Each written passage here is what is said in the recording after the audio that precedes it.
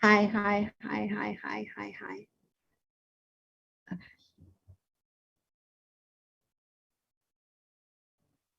Yes, I also.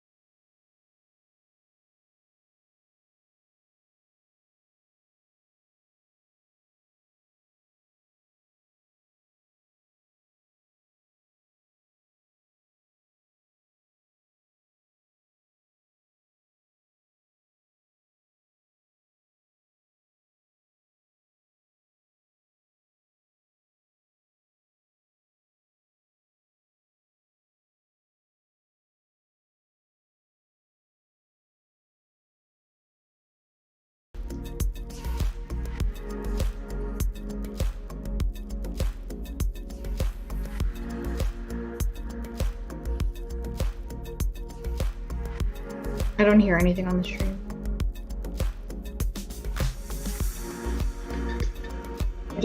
I hear it now. I can hear music. I can hear music. Yeah. Do we echo now?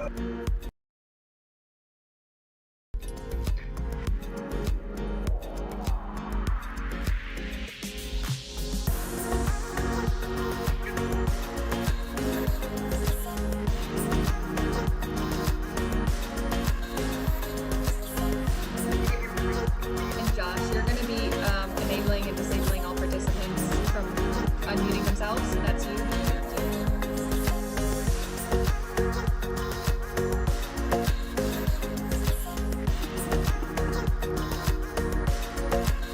Yes, I think so. For sure, that's me. I just wanted to let you know that you did echo. I just heard it. Just so you know. Okay, then. Oh, okay, got it. Okay, sorry, it's like 5 seconds behind. So I was like, okay, and then Kat handling the Zoom call, like. So while we're speaking, we were going to disable participants to come off mute, right? And then for the chants, whenever the chant person starts chanting, someone just has to enable people to come off mute. So we're not like, come off mute, and people are like, funny, I can't. Oh, yeah. So I think it'll be me, and then I think Emma is in here now, and then Tiff will all be handling it. So it should be good. Okay, I see Alyssa's in here too.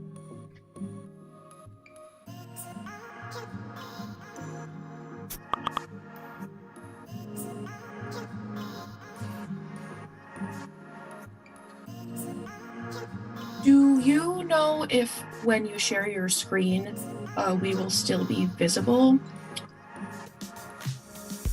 Okay.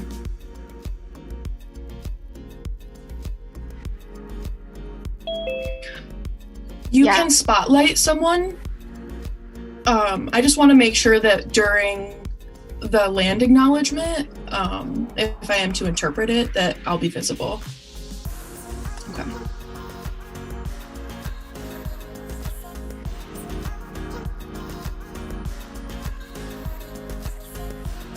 Yeah, you are.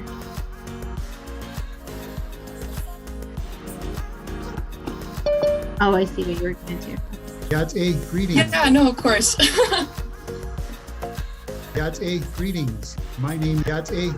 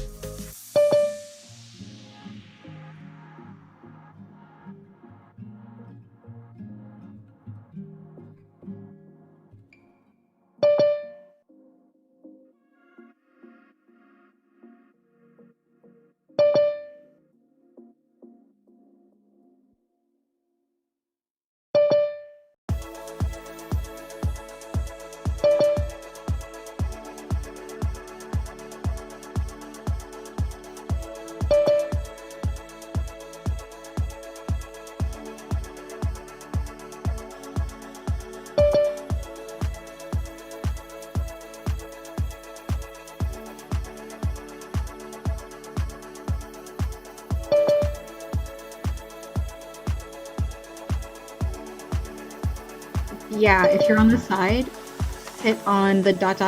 under the waiting room and it says play sound when someone joins or leaves, stuff like that.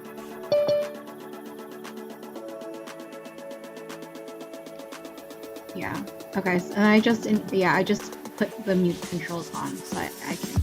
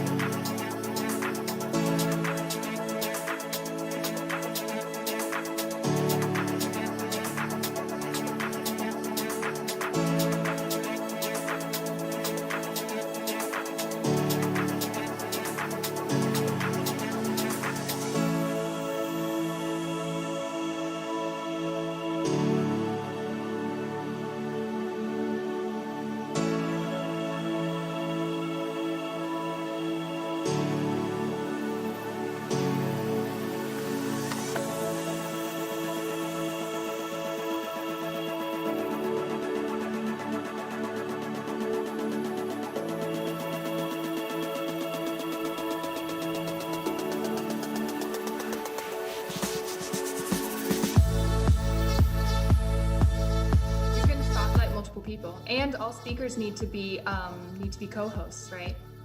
So they can unmute themselves.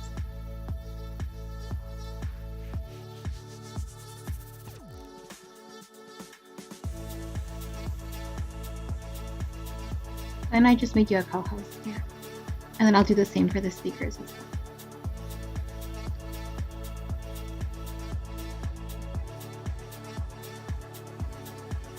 I don't know if anyone else is seeing this, but I see a spotlight for everyone option when I click on my 3 dots.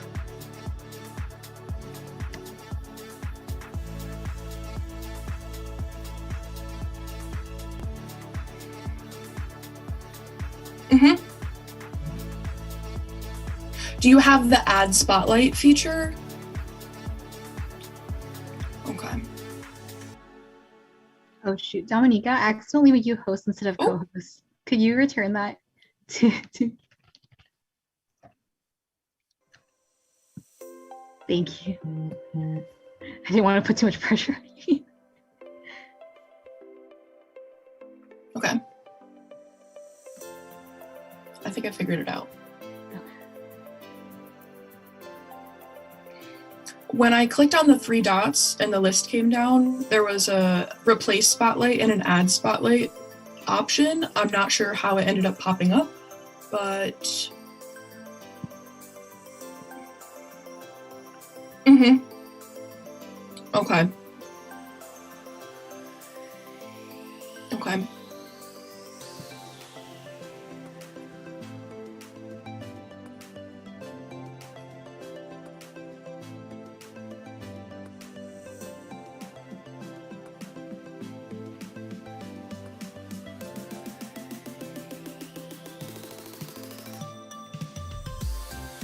That's gonna mean that we have to expect people to turn their spotlight theirs off too. Can we just ask everyone to go to speaker view and then go? Because I think we're losing. We need to start.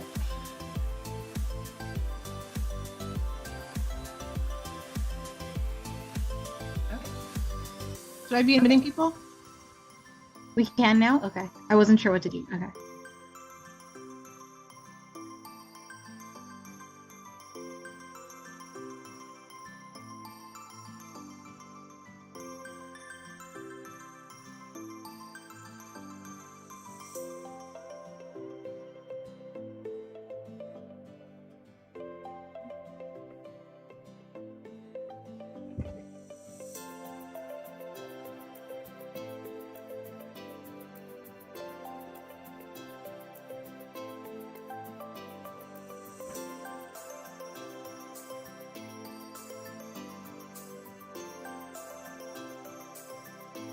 Thank you for joining. We're gonna get started.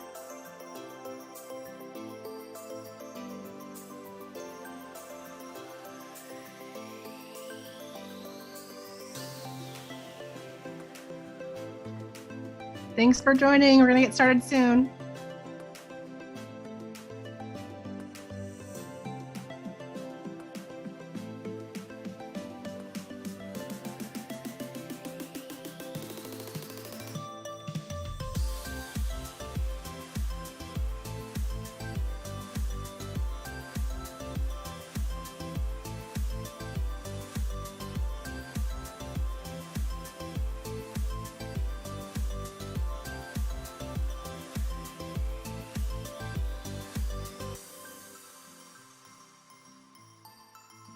Welcome, World Science Festival. Welcome, Broadway Green Alliance.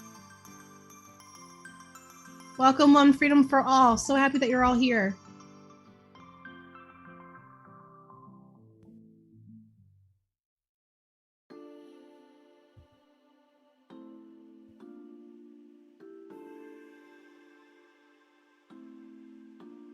We're still coming in, guys. We're gonna get started shortly.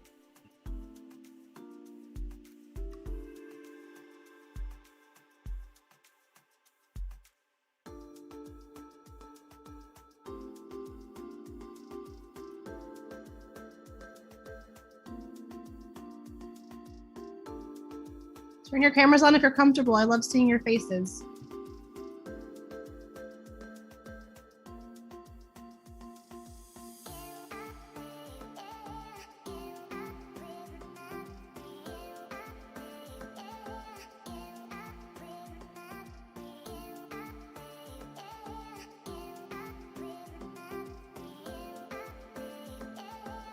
All right, well then let's just get started. Hi and welcome to the 2021 Earth Day Virtual Fair. I'm Kat, I organize with Fridays for Future USA. I am so excited to see so many people here today.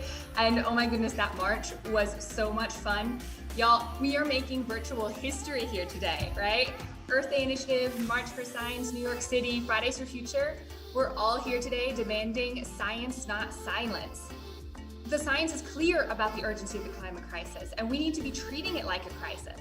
So we will not be quiet, no matter whether it's on the street, in Zoom, in Gather, in our communities, right? We need to get people to come together and we break the cycle of silence around the climate crisis and start listening to science. And that's gonna take all of us. So I am so excited that so many people are here today. Welcome to the people who are still trickling in. I am so glad to see so many people here today. We have an amazing lineup of speakers from March for Science and Fridays for Future here for you today, but don't move far away from that mute button because this is a rally. So the speakers are gonna get you fired up and then we're all gonna be coming off mute to make some noise together. So for everyone watching in the live stream, hop on back into the Zoom on earthdayinitiative.org to join in. Let's make some noise together and let's get that energy going. All right, it looks like the last people are just coming in, trickling in, so I think we should just get it started. First up, and very importantly, we have Dr. Lee Bitsoy, Director and the Diversity Collaborative, Special Advisor for the President for Native American Affairs at Fort Lewis College, and a friend of March for Science New York City. He couldn't be with us today, but he very kindly pre-recorded the following land acknowledgement to share with you all.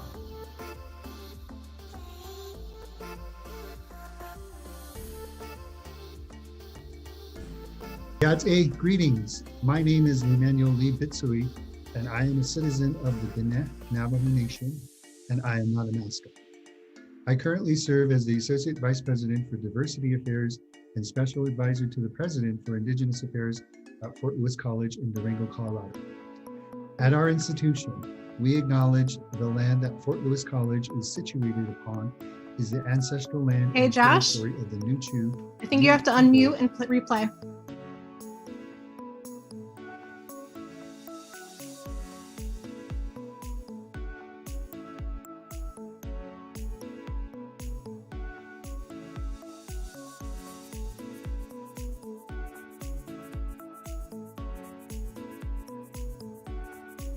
All right, yeah. y'all. As we said, we're making virtual history here today. This is the first time something like this has been tried. It was bound to happen. The Gather World is so beautiful, and we were all just like marching around, getting that spirit up, the rally up. This is the first, like I've been on quite a few rallies in the time of virtual, and it was always Zoom and they were super exciting, but getting together that way and being able to chant together like that was something that I haven't experienced. I am so ready to get back out on the streets and do this together, the sense of community here today. I am just so excited. And to keep that going, we're gonna try and keep all the new things going. We're gonna try chanting in here today together. So like I said, don't go far away from that mute button. Keep it going what we were doing in Gather. And we are gonna also chant together here today. How far is the land acknowledgement? I don't want to skip that very, very important part at all, or do we want to pull it back later? I'm getting it up right now, but we have to start a little bit after it starts, right? It's not edited in here?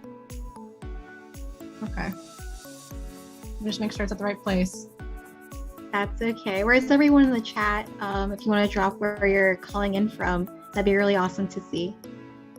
We see some folks from New York City, Brooklyn, St. Louis, San Diego. There was one from Germany in there too. Whoop, whoop, Oh, Germany. really? Oh, that's awesome. Yeah. Ooh, and we've got Canada and Paraguay. Paraguay. Oh, looks like we have the land acknowledgement up. Good to go.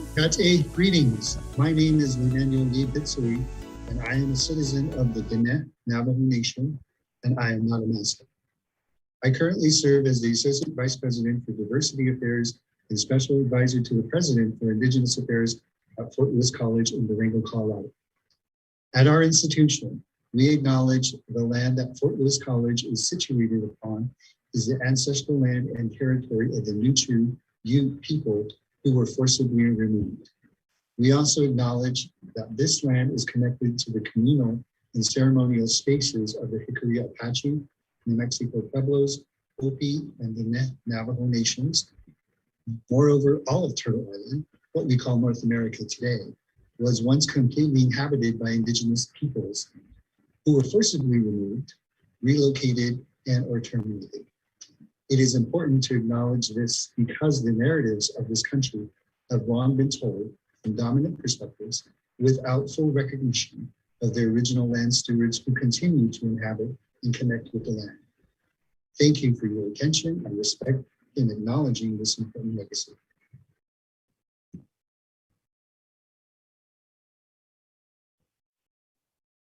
Yeah, thank you so much, Lee, again, for being a friend to March for Science and Fridays for Future and for recording that beautiful land acknowledgement. So again, welcome to the Earth Day 51 Virtual Stage and Festival, especially to the Science Not Science rally. As you can see, I'm representing on my shirt here as well.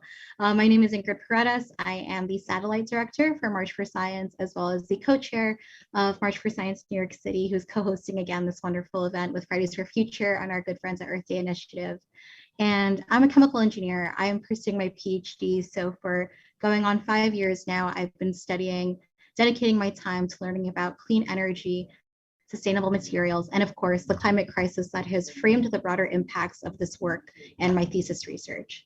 And in this time, one of the things that I've learned that's most important to do as a scientist and an engineer is to advocate for my work and to advocate for science, particularly when I learned that at COP25, last year's big climate conference, several countries blocked the IPCC 1.5 special report from formal acceptance.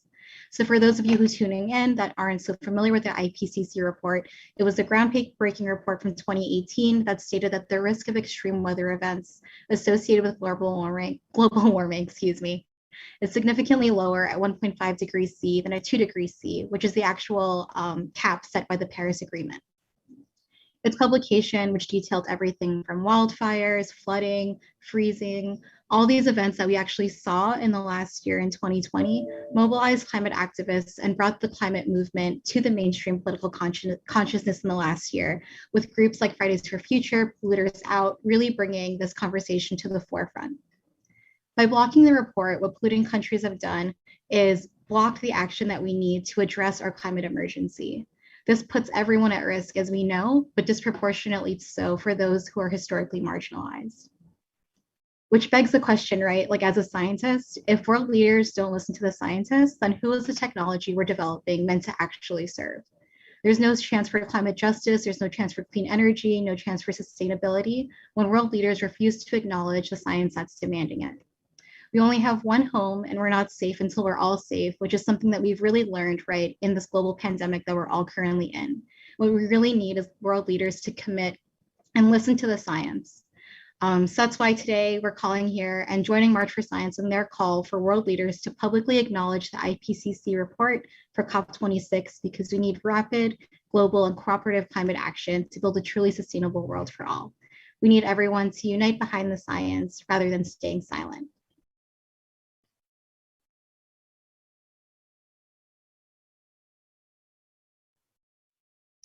Hi, everyone. My name is Tiffany. I'm the co-director of programming for March for Science NYC.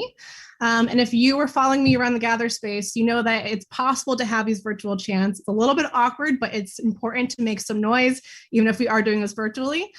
So in just a second, I'm going to ask everyone to unmute, and I will tell you how we'll run this chant, okay? And remember to be loud. It's a little bit uncomfortable because we're all in our own homes and you're yelling and your neighbors can hear you, but you should still yell. We are streaming this out to Twitch, and so everyone can hear you, okay? All right, everyone unmute. I'm watching you unmute yourselves. Yes, okay. So when I say science, you say justice. Science. Justice. Science.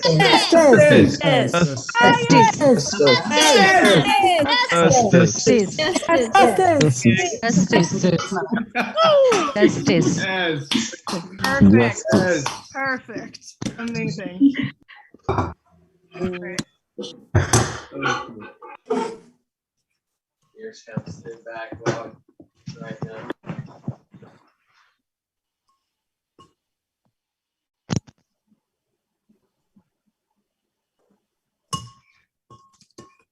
All right, and next up, we're going to welcome to the stage Farzana, who's a speaker from Fridays for Futures. Farzana, if you'll please unmute yourself and go ahead. Hello, I'm Farzana from Fridays for Future Bangladesh. I am currently trying to be the voice of my people who need to fight for their lives, and their life is like hell on the earth. And if you are from any religious person and from any religion, you might know that hell is for bad people or the people who is getting punished. So why my people or my country's people are getting punished? Why judgment is so corrupted and led by capitalism? Today, in this occasion, actually, I am here to ask you the question, why my people are getting punished for someone else's greed? I'm presenting the countries who are climate vulnerable in Asia. This is good to see people all over the world in this rally, because it makes us think that we all have one thing in common, and that's our earth.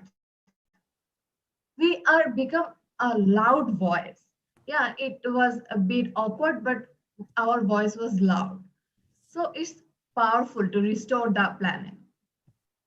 Today, I want my voice to reach those people who think supporting fossil fuels or denying the climate crisis is okay, when only 100 companies or 20 countries are greenwashing in the name of development. We need to leave our home. Even if world temperature is increasing, by 1.5%. By 2050, 70% of our people need to migrate. This is not just a sad story from Bangladesh, but a daily life story from every Asian country, especially who are climate vulnerable, like India, Myanmar, Sri Lanka, Philippines, Thailand, Vietnam. We are losing home. We don't have drinking water. We are having bad effect on our economy. And all this is happening, even the temperature is rising by 1.5. So this is something science is saying, and this is we are facing. We will again say, there is only one thing we all have common, our earth. If we are affected, you will also. So please listen to science. It says fact. Happy Earth Day.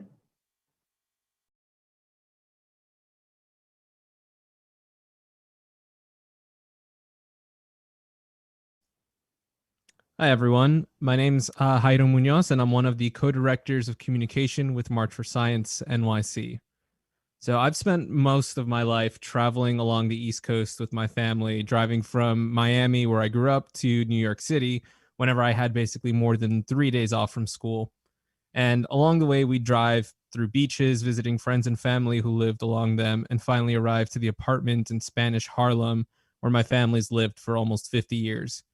I've been privileged enough to grow up in mostly affluent areas in South Florida, while also spending most summers and the occasional winter here in Harlem, which gave me two severely different perspectives on the effect climate change would have on these communities. In Florida, I'd constantly hear about how climate change was going to get rid of the beaches in South Beach. And while I was in New York City, I'd hear the concerns that a severe enough hurricane could leave Harlem and those along the edges of the city underwater. My uncles and grandparents would tell me about how their asthma just magically cleared up when they would visit Florida, away from the long, outdated, and inefficient heating systems that plague buildings throughout the most economically disadvantaged parts of the city. It's no coincidence that these parts of the city have the highest concentration of BIPOC. The system of white supremacy that's led to these conditions is directly tied to climate change, and to suggest otherwise would be completely ignorant. From being in flood zones to the toxic waste facilities nearby, low income and heavily BIPOC communities throughout the city and country and the world are at a greater risk for feeling the effects of climate change than anyone else. They are at the front lines and need our support to challenge the environmental racism that generations of systemic inequality has put them through. This is a fight for everyone, and you can't fight climate change without fighting white supremacy as well. Thank you. Hey everyone, my name is Namsle and I use she or her pronouns. I am a climate activist and feminist, and I am based here in South Africa. I am also currently 13 years old. The reason why I am at this rally is to help raise awareness of the importance of this earth and its biodiversity and the people who depend heavily on the earth's resources to live. In my country and all over Africa, people who depend heavily on the resources get hit because we find it very difficult to find fresh water in our area. With the rising global temperatures hit very hard here in Africa, extreme and never seen before droughts hitting this continent, drying crops and killing animals, and causing millions to go without water for days, and having to walk such long distances in the raging heat just to get clean water. Our homes flooded, and many live in vulnerable communities were destroyed by floods. People having nowhere to go, wildfires racing through mountains, and even today as we speak, a city called Cape Town in Table Mountain is raging with fires and has destroyed important landmarks, and with people being caught in the flame, many passing away, as well as damaging many homes and crops. With food security hitting my country and all over Africa very hard, many people having to deal with the floods that wipe out communities. I'm also here to help encourage young people and people from BIPOC and MAPA, that's the most affected people in areas, to use our voices to take action and help demand climate and drive climate ambition to make this a more sustainable world. We young people are the future. I'm happy to see people all over this rally because it's important that we have different people from different backgrounds as well as countries to help get this movement more inclusive and diverse. For me, one of the most important things is also helping to gather lots of youth.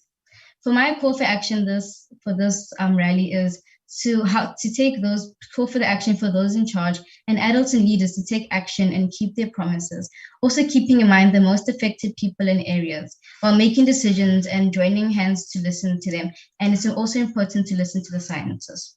Listening to the youth and letting us get actively involved in helping create solutions and making action. And most importantly, to make no more empty promises. We need you to help us create change.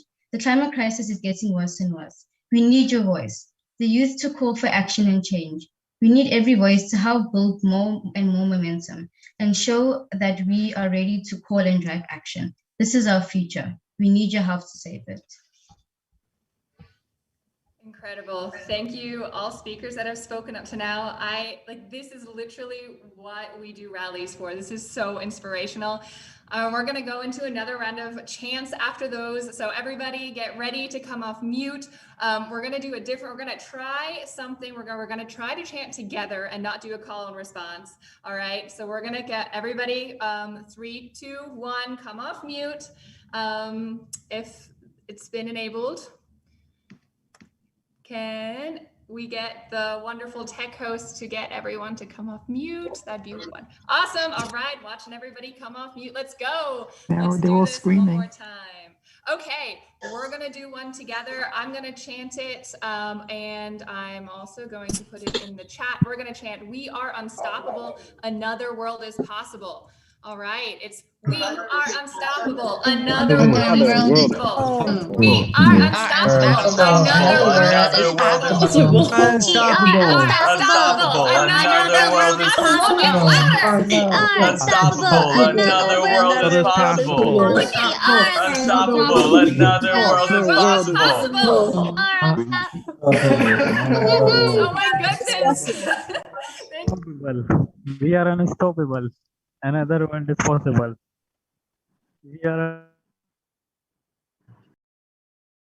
All right. Thank you everyone for joining in. Those are so much fun and for shouting at your computers. We are going to move on to the next round of speeches to get even more fired up. And we're going to have one more round of chants. So Alicia, over to you.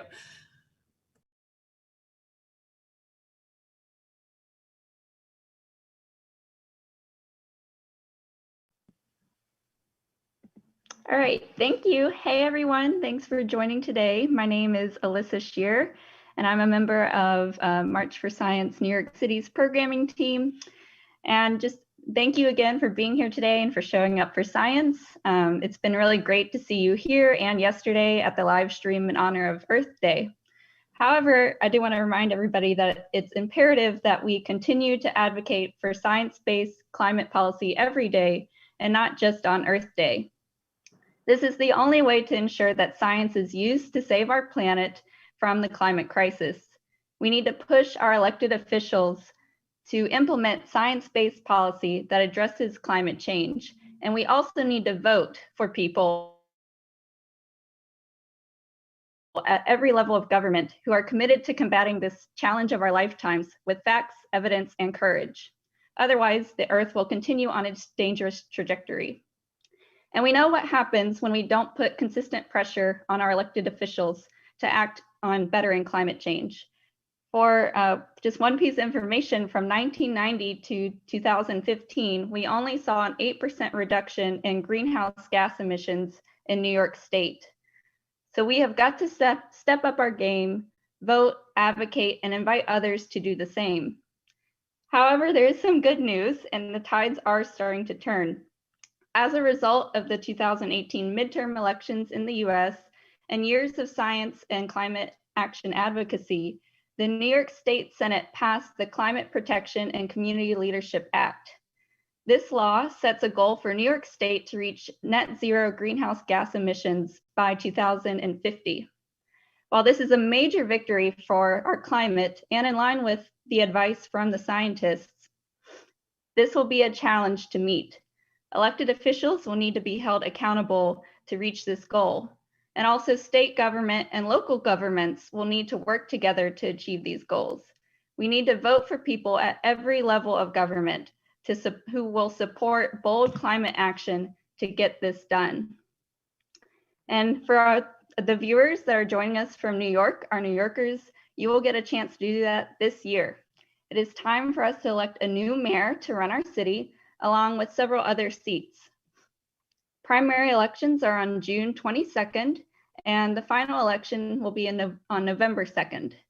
We have to get out and vote for officials at every level, from city council to borough presidents to the mayor, who will prioritize these goals and commit themselves to defending our Earth. Make sure you know where each candidate stands on climate and vote for the candidates with the strongest climate and science-based plan to save our city and planet from climate change. And once we have elected a broad group of officials who has promised to fight climate change, we need to stay engaged, civically engaged, and hold our government accountable for reaching these goals. So thank you for showing your support today. And to continue our work, make sure you're registered to vote and that you have a voting plan, which means where are you going to go, how are you going to get there, and also who are you going to go with. Make sure your friends and your family are also registered to vote. A simple text can really go a long way. And remember that we need science, not silence, on Election Day to save our planet. Thank you.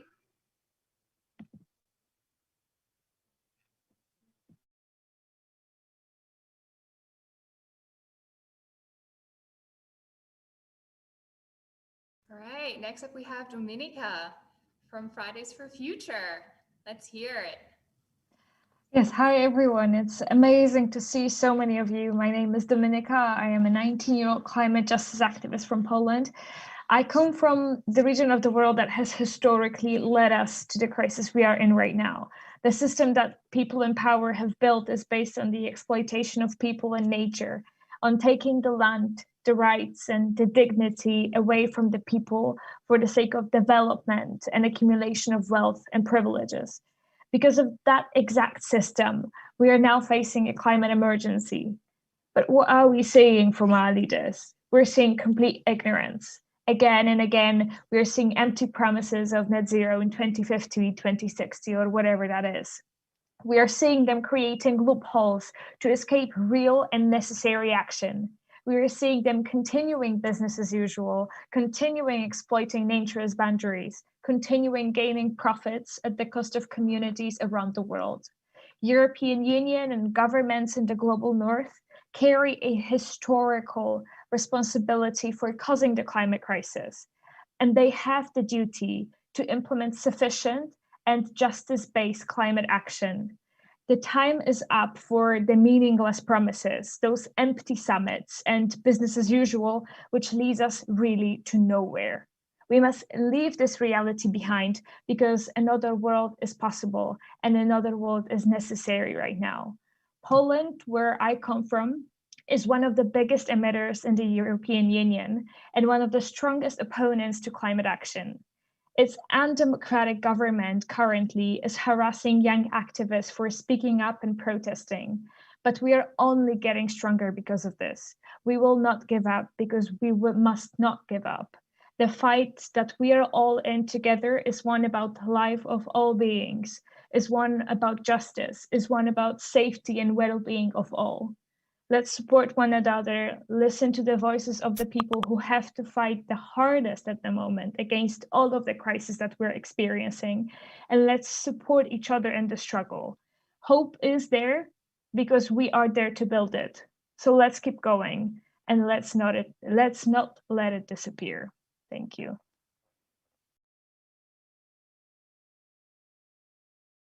Oh my goodness, snap, amazing. And let's keep it going with Fridays for Future. Maria, let's hear it.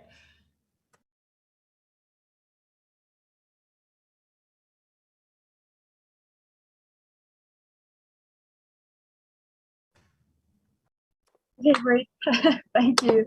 Thank you so much. And thank you for having me here today. My name is Maria Reyes. I'm a 19 years old climate activist from Mexico, and I am here today because we are running out of time. Yet our world leaders are holding summits to feel important and congratulate themselves, mutually validating their empty speeches. But the worst part of it is that they are bringing our countries, our people down with them in regions disproportionately. MAPA communities, most affected people and areas, are the least responsible for the climate emergency, but we are the ones who already suffered the most from its consequences.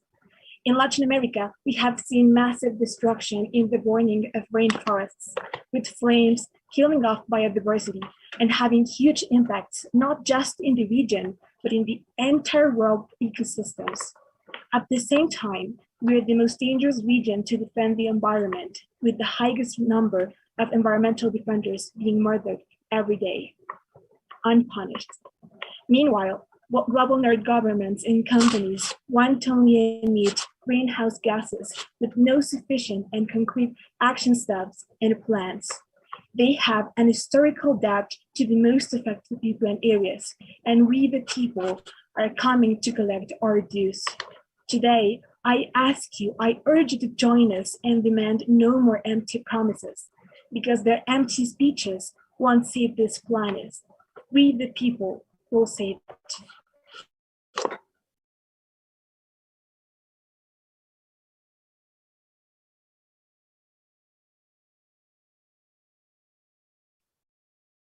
Thank you, Maria. Yeah, you definitely said it. We're going to jump into another chant right now with our co-chair, Omar. Keep the energy coming. Hello, everybody. Welcome. Thank you for coming out for this march. Thank you for being a part of this. This is a new platform. We wish we were in person, but you know what? We're going to make the best of this. So this march is called Science, Not Silence, right? So how about, I'm going to repeat what Tiffany said. When I say science, you say justice. We're going to do a call and response. Are you ready? Awesome. Unmute yourself. All right, let's do this. Science. Justice. Science. Justice. Science. Justice.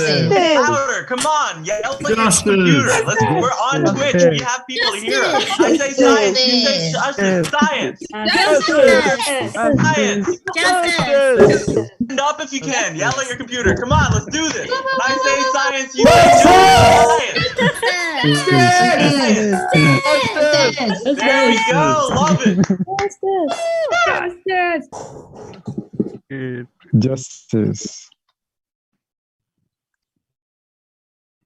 Right, inspiring again. All right, let's go into our last round of inspiring rally speakers. We have Patsy from Fridays for Future.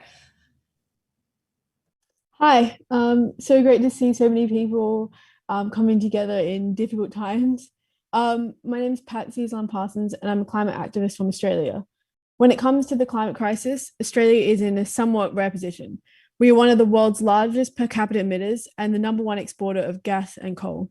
But at the same time, we're a country that is already experiencing the horrific effects of the climate crisis. In 2019-2020, we had our most severe bushfire season on record, in which over 18 million hectares of land burned, more than 1 billion animals are estimated to have died, and 33 people lost their lives.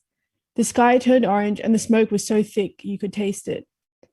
Bushfires, as well as floods, droughts, rising sea levels, and the bleaching of the Great Barrier Reef, to name just a few, are being fueled by the same climate crisis that our government is contributing to on an enormous scale. But rather than listening to the science and taking the immediate action as they are morally obliged, the Australian government continues to perpetuate climate denialism and invest further in the fossil fuel industry. Already they have announced a gas-led COVID recovery. So our message is simple, the same as it has been all along. Unite behind the science. It has been crystal clear for decades. World leaders have simply chosen to ignore experts because apparently they find it too uncomfortable to acknowledge that we cannot continue like we have until now. And no, we're not asking for empty targets full of loopholes like net zero 2050. If we continue like business as usual, our carbon budget for 1.5 degrees will long be gone before then. We demand climate justice.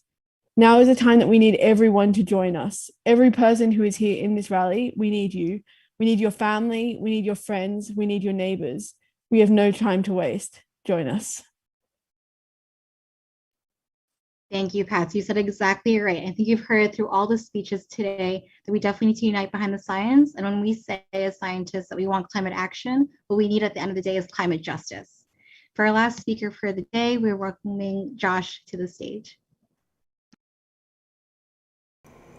Thank you, Ingrid.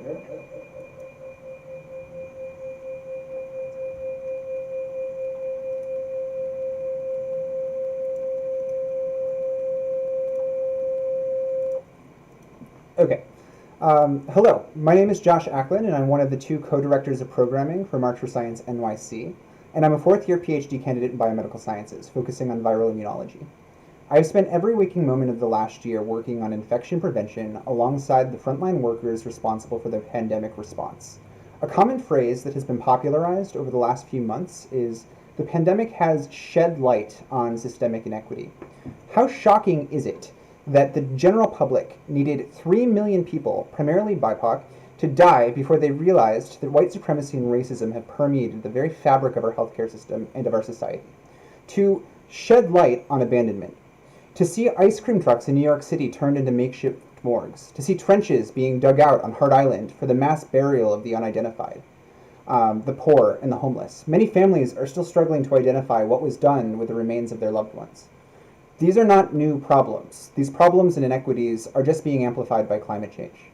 As the globe continues to warm, sea levels will continue to rise, flooding low-income neighborhoods of Harlem, Queens, the Bronx, where toxic waste is currently stored. As we continue to pollute our air by burning fossil fuels, it isn't predominantly white neighborhoods that have to deal with the factory exhaust. Global warming increases the range of ticks and mosquitoes that carry disease, and deforestation alters animal migration and behavior, leading to higher risk of zoonoses, animal-to-human transmission of disease. Sound familiar? That's exactly the process that started this pandemic. Yes, that means pandemics like this one are only going to become more frequent as we continue down this path, leaving the same communities that are at highest risk for climate disaster with a healthcare system built specifically to exclude them. Don't believe me? Stop and think for a second about how we've handled vaccine distribution. New York City has great zip code level data, and I want you to compare the predominantly white UES, Upper East Side, with predominantly BIPOC East Harlem. Vaccine appointments are online only, throwing questions of accessibility to the wind. Why aren't we meeting people in their communities? And then the system has the nerve to associate lower vaccine rates among BIPOC individuals with the anti-vax movement. The healthcare system is rooted in white supremacy. What can we do about this? Scientists need to mobilize. Scientists often excuse their lack of involvement in these issues by saying that their contribution to society, to politics, is their research. I hear this all the time. This is bullshit. It is not enough to sit in our ivory towers and generate data. We need to advocate for our data. And what do our data show? Our data show that we need to support policies like the Green New Deal that dramatically and boldly address the climate crisis while keeping a focus on intersectional justice-rooted solutions. We cannot tackle this crisis without also addressing the white supremacy and racism. Science, not silence. Thank you.